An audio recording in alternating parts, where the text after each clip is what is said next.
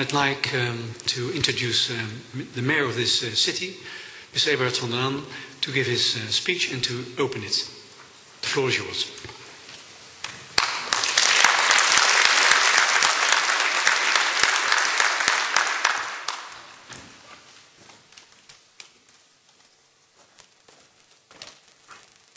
Good morning, ladies and gentlemen. I am an alumnus of the Free University and I am really proud of it. Again this morning, after having heard such eloquent and convincing speeches and seeing this beautiful film, I realized that I was lucky studying at the Free University. That was 36 years ago, and having studied law, I can confirm that in those days, I didn't see it then, but it was already known that in the field of environmental law, the Free University was indeed, I mentioned the name of Thijs Drupsteen and others, way ahead of some other universities, and they attracted students who were then state-of-the-art interested in environmental issues and are now in positions like the Raad van State and doing, I think, very good things. Thank you for the opening invitation. I am proud to do it as a mayor of Amsterdam because in the speeches and in the film I recognize many things that I've learned in the first 11 months of my mayorship, and I would like to share some of those experiences with you to show that my enthusiasm for this institute comes from those experiences. First of all, of course, the Free University is also a little bit magic. Everyone knows the origins of the Free University, science for the society. But of course, it's wonderful when you launch both the oldest and the newest institute at the same time, when you have a president and a queen together here to have speeches. That's magic, and so I'm really proud of my old university. Ladies and gentlemen, that experience that I'd like to share with you, let me start by telling you that, of course, we have a financial crisis, a real estate crisis, so any mayor of any city will be interested in the economic position of the city. And one of the first things I learned was that, in fact, Amsterdam has a very strong position in the international economy. Every year, here at the South Axis in specific, but in the whole of the city, in the region, we have more than 100 new international companies that choose for Amsterdam as their base, mainly to Europe. So the idea of Amsterdam, one of the gateways to Europe, is a focus point that, of course, I'm very interested in. Economists say we now have some 15 to 20 strong economic regions in Europe, but that will be concentrated to 4 or 5 regions. And, for example, all the directors of our airfields in Europe, they're very keen on this. Who will be amongst those 4 to 5 regions that will be the real gateways to Europe in the coming decades? And of course, we as Amsterdam, we want to be there. For sure is that Paris and London will be amongst those gateways. But what I've learned is that it is realistic, not naive, to think that Amsterdam really has a very good chance of staying in that position of being a gateway to Europe and belong to those 4 to 5.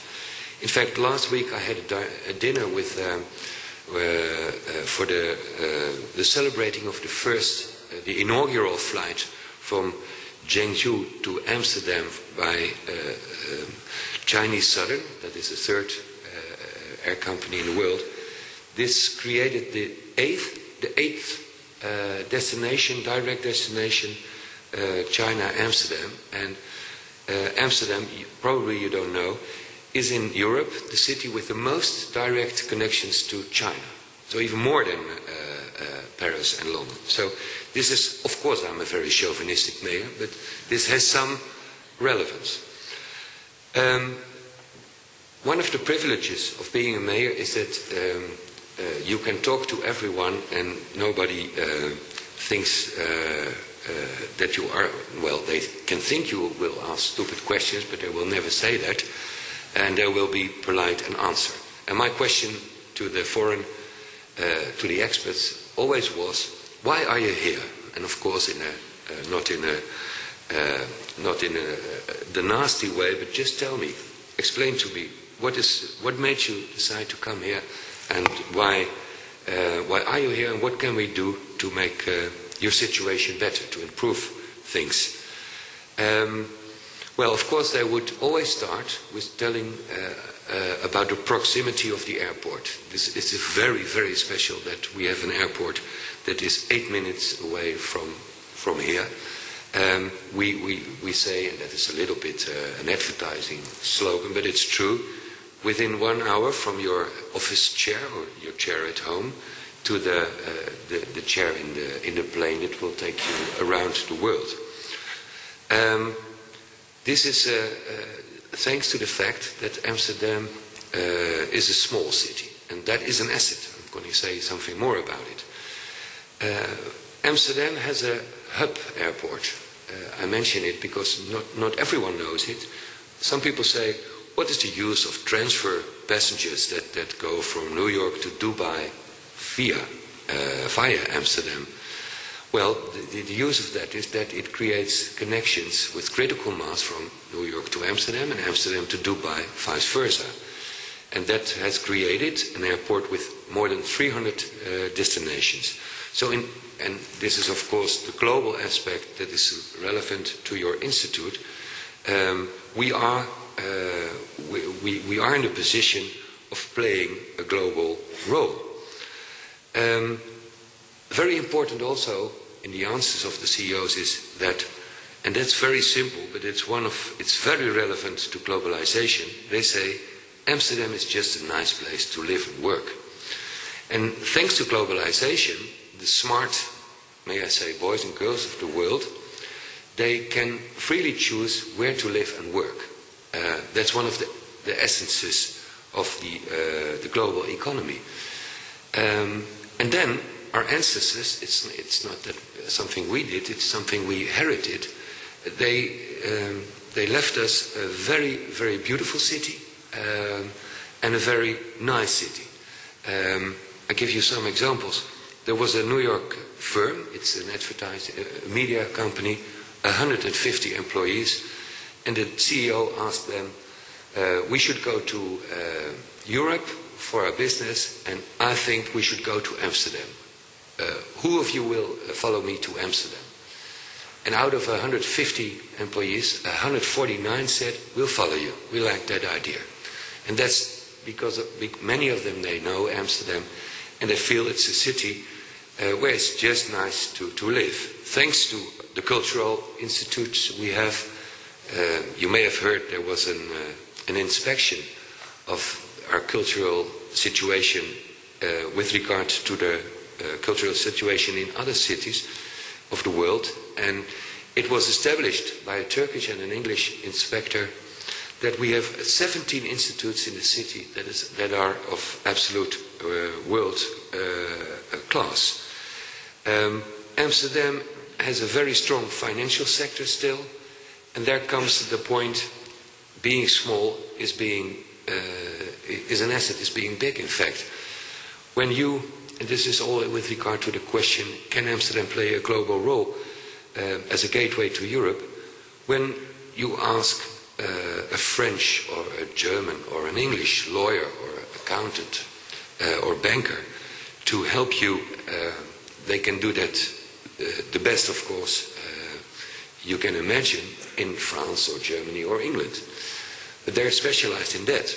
We are so small that our bankers and notaries and lawyers and accountants, they've learned over the last centuries to help you to invest in Poland, Spain, mention Greece these days, but you know, we have learned to help you to have your activities developed all over Europe. Because we are so small, we had to develop that capacities. That was what that foreign CEOs explicitly said to me. What they also said is, Amsterdam is a green city.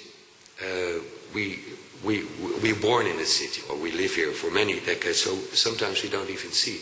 But Amsterdam seems to be, after Vienna, the second green city in Europe. We have a lot of parks. They're used intensively. You all know the old binnentuinen.